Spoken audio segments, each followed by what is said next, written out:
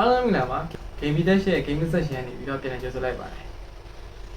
ကျွန်တော်တို့ mobile platform ပေါ်မှာ person နဲ့ပေးဝေရတဲ့ game တွေကို free ပေးနေတဲ့ app တို့တစ်ခုကြောင့်သိပြီးပြီလားတကယ်တော့ခင်ဗျားတို့မသိသေးဘူးဆိုရင်တော့ဒီဗီဒီယိုကိုစကြည့်လိုက်ကြရအောင်အခု mobile platform ပေါ်မှာကျွန်တော်တို့ person နဲ့ပေးဝေရတဲ့ဒီ game တွေကို free ပေးနေတဲ့ app တို့တစ်ခုရှိတယ်အဲ့ဒါတော့ဘာလဲဆိုတော့ Epic Game Store ပါEpic Game Store ကလွန်ခဲ့တဲ့နေ့ဒီကနေ့ကနေပြီးတော့ကျွန်တော်ဒီ PC platform မှာရှိတဲ့ game တွေကိုသူ free ပေးတာနေ့တော်တော်ကြာပြီဒါပေမဲ့လွန်ခဲ့တဲ့ရက်ပိုင်းလောက်ကနေစပြီးတော့ Epic Game Store ကဒီ mobile platform မှာရှိတဲ့ပတ်စံနဲ့ပေးရတဲ့ game ကို free စပေးလာပါတယ်လက်ရှိကတော့ဒီပတ်စံနဲ့ပေးရတဲ့ game တွေထဲမှာသူနှစ်ခုပဲပေးသေးတယ် Super Meat Ball Forever ဆိုတဲ့ game တစ်ခုရဲ့ Instant Exorcist ဆိုတဲ့ game ကို free ပေးထားတယ်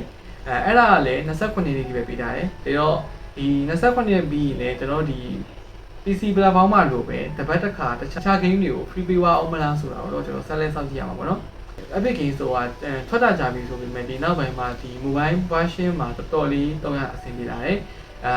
အရင်ကတော့ဒီ Epic Game Store ကိုတုံးဖို့ကကျွန်တော်တုံးဘူးတာ Fortnite ကိုကျွန်တော် mobile ပေါ်မှာဆော့ချင်တော့ဒီ Epic Game Store download ပြီးတော့တုံးဘူးတယ်ဒါပေမဲ့သူ့ရဲ့ store ကတော်တော်လေးအဆင်မပြေဘူးပေါ့နော်အခုတော်တော်လေးလည်းအဆင်ပြေလာတယ်ပြီးရင်ကျွန်တော်တို့ဒီ Fortniteကို mobile phone ပေါ်မှာဆော့ချင်တဲ့လူတွေနေရာလေဒီ Epic Game Store တောင်းပြီးတော့ဆော့လို့ရပါတယ်အခုဒီ Epic Game Store ပေါ်မှာဆိုရင်ကျွန်တော်ဒီအခု free ပေးထားတဲ့ game တွေအပြင်တခြားပတ်စံပေးဝယ်ရတဲ့ game တွေကိုလည်းဝယ်လို့ရတယ်ပြီးရင်နောက်တစ်ခြားကကြတော့ဒီPlay Store မှာမရှိတဲ့တချို့ game တွေကိုလည်းတောင်းပြီးဆော့လို့ရတယ်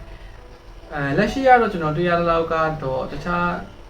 free ပေးထားတဲ့ game တွေလည်းရှိသေးတယ်အဲ့တော့အစောကြီးကနေ free to play ပါ free to play ဖြစ်နေတဲ့ game တွေပါပတ်စံနဲ့ပေးဝယ်တဲ့ game တွေမဟုတ်ဘူးအခုဒီဗီဒီယိုမှာပြထားတဲ့အတိုင်းပဲ Epic Games ကထုတ်ထားတဲ့ဒီ Fortnite ရဲ့ဒီ Rocket League ဆိုတဲ့ဒီကားနဲ့ဘောလုံးကဲ့ရတဲ့ပုံစံမျိုး game ရဲ့နောက်ထပ် Fall Guys ကိုပါကျွန်တော်ဒီ mobile platform မှာဆော့ရပြီကျွန်တော်တို့ရင်သွားဆိုရင်တော့ဒီ Fall Guys နဲ့တူတဲ့Fall Guys inspire ယူပြီးထုတ်ထားတဲ့ဒီ Stable Guys ဆိုတဲ့ game ကတော့ဒီ Play Store ပဲဖြစ်ဖြစ်ဒီ App Store ပဲဖြစ်ဖြစ်တော့တွားကောင်းလို့ရတယ်ပေါ့နော်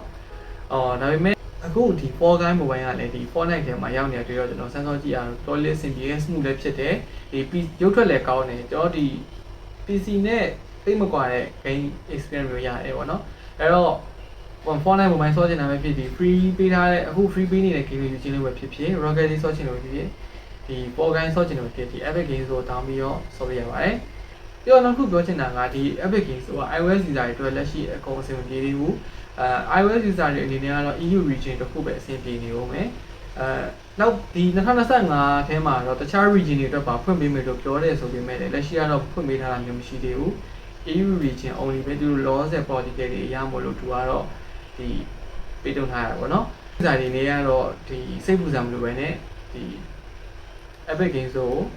သုံးလို့ရပါတယ်Epic Games Store ကိုသုံးမယ်ဆိုရင်တော့ကျွန်တော်ဒီ Google Play Store ကနေပြီးတော့ download လုပ်မရဘူးအဲ့တော့ဒီ Epic Games Store ဆိုပြီးတော့ကျွန်တော်ဒီကြိုက်တဲ့ browser ပေါ့နော် Chrome ဖြစ်ဖြစ် Mozilla Firefox ဖြစ်ဖြစ်ဒီ Samsung browser ပဲဖြစ်ဖြစ်ကြိုက်တဲ့ browser ကနေတွားပြီးတော့ Epic Games Store ဆိုပြီးတော့ရှာပြီးတော့ download လိုက်ပါ Epic Games Store ဆိုပြီး Epic Games Store ဆိုရိုက်ရှာလိုက်ရင်ပထမဆုံး Epic Games Store ရဲ့ official website တွေ့လိမ့်မယ်အဲ့ထဲကိုဝင်ပြီးတော့ကျွန်တော်တို့ဒီ mobile အတွက်ဒီ Epic Games Store ကိုတော့ download ရပါတယ်ပေါ့နော်ပြီးတော့ဒီ App Store ကိုကြောက်တုံးဖို့ဆိုရင်တော့ account ဖောက်ထားဖို့လိုတယ်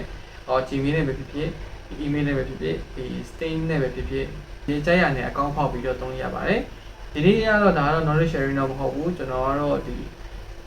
inform လုပ်တာပေါ့နော်ဒီကျွန်တော်တို့လို game ဆော့ရကြိုက်တယ်ပြီးတော့ဒီ paid game တွေလည်းဆော့ချင်တယ်ဒါပေမဲ့ဒီ mod တွေပဲ download နေမယ်အစားဒီ official game သူတို့ official ထုတ်ထားပြီးတဲ့ game မျိုးကိုပဲ free to play ပေးနေတယ်တောင်းပြီးဆော့ရင်တော့အများကြီးလေးသိကြရပါတော့အစီအစဉ်ပြေတယ်တောင်းတခြားအောင်တော့လည်းမရှိတော့ဘူးပြီးတော့ update လာရင်လည်းကျွန်တော်ဒီ one click update လုပ်လို့ရတာမျိုးတွေပေါ့အဲ့တော့ဒီနေ့ဗီဒီယိုလေးကတော့ဒီလောက်ပါပဲကျွန်တော်ဒီ game နဲ့ပတ်သက်တဲ့အကြောင်းလေး test နဲ့ပတ်သက်တဲ့အကြောင်းလေးကို video content တွေတောက်ချလုပ်ပြီးတော့မလို့ကျွန်တော်ဒီဗီဒီယိုကြိုက်နေတတ်တယ်ဆိုရင်ဒီကျွန်တော်ရဲ့ channel လေး YouTube channel လေးရှိရဲ subscribe လုပ်တာပေးကြပါအဲ့တော့နောက်တဲ့ဗီဒီယိုဒီမှာပဲပြန်ဆုံကြတာပေါ့